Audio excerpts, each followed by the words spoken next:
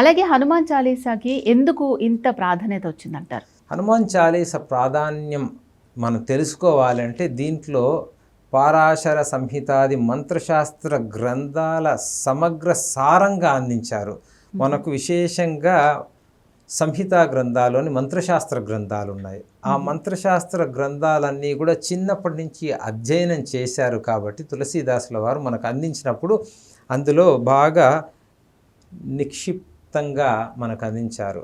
శంకరాచార్యుల వారి గురించి మాట్లాడుకుంటున్నప్పుడు కూడా సౌందర్య లహరి, అందులో వారు విశేషంగా శక్తి బీజాలను, మామూలుగా బీజాక్షరాలు బయట చెప్పకూడదు, అది కేవలం ఉపదేశం ఉన్నవారు మాత్రమే దాన్ని సాధించాలి, కానీ అటువంటి విశేష ఫలితాన్ని అందరూ పొందాలి అన్న కారుణ్యంతో శంకరాచార్యుల వారు మనకు చిదానంద లహరీం అంటారు.